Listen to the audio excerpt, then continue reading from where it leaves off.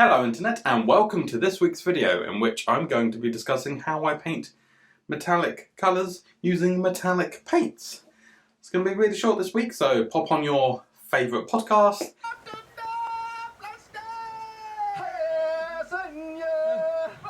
I haven't seen you in 3 weeks. I know. And let's get on with it.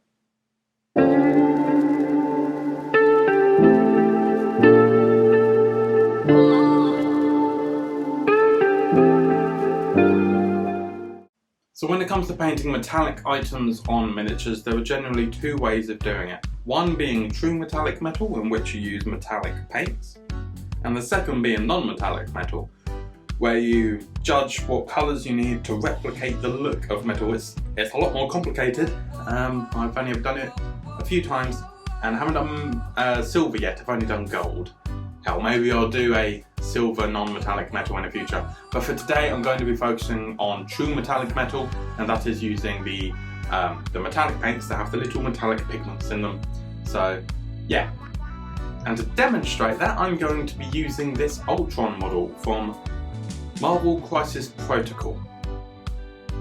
Now you may be wondering, why did I not use a Necron, which I clearly have on my desk at the moment? Surely using a 40k miniature would get me more views.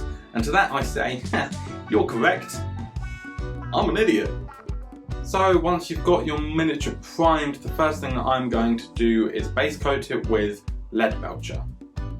An important thing to note when using metallic paints is not to use a wet palette. The small metallic flakes in the paint can damage the paper in your wet palette, then get through to the sponge and start to stain and maybe even tear the sponge. An alternative to doing this base coat is to use a metallic based primer. You could use the Leadbelcher primer from Citadel, or you could use the Gunmetal primer by Army Painter, or you could use the Gunmetal Army Painter primer. They'll be equally as effective. Once you've got a nice even coverage of this metallic paint, then what we want to do is bring it down. We want to darken the metallic so that we can highlight our way up. Now most people probably just say go in with Nuln Oil, do a nice liberal wash all over it and leave it be. But for me I want it to be even darker than that. So what I'm going to do is mix it with the contrast paint of Black Templar. I'm going to do a 2-to-1 mix, being more Black Templar than Nuln Oil, mix them all together and then wash the whole miniature.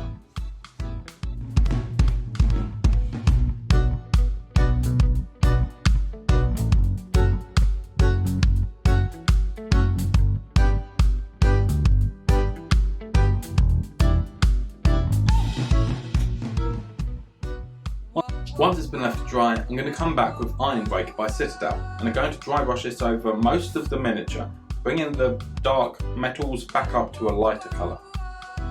We do, however, want to make sure that we're only doing this from one direction. We only want to be doing it in a downward motion. We do this to ensure that the underside of where the metals are not having this highlight, therefore creating shadows. Now you could easily leave it here, but I'm going to push it a little bit further, and I'm going to add some white alchemy to this Ironbreaker, mix it on a palette, and then do the same again, but in fewer areas to concentrate the highlights even more.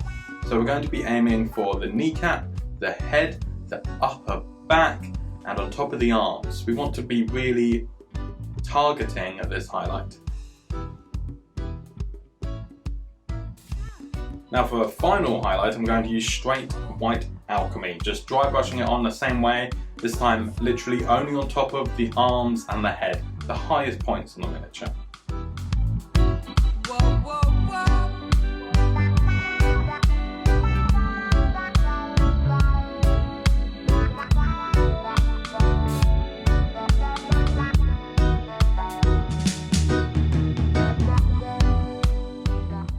And there you go, it's a really simple way to use metallic paints, getting a nice range of contrast from dark to light.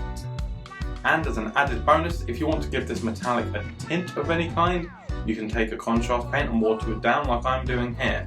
I'm taking Blood Angels Red, watering it down quite a bit and then adding it to the areas that I think should glow on Ultron. For example, his eyes and some little rivety bits that he has on his arms and legs. Now there's more that you can do with metallics in terms of weathering it and such, but I'm going to leave that in this video. If you want to see some weathering techniques for metal, then let me know in the comments and I might do another video on it soon. But as I said at the top of this video, it's going to be a really short one, and it is, we're already done. So thank you very much for watching, thank you for liking, commenting, subscribing, and if you haven't done any of those then please do, because I am lonely and I like you guys. Next week I'm thinking of doing a bit of a scenery tutorial, as I've got loads of scenery to paint and I have test painted one of them and I think I know how I want to paint the rest. So let me know if you're interested in that. But until next time, I will see you later.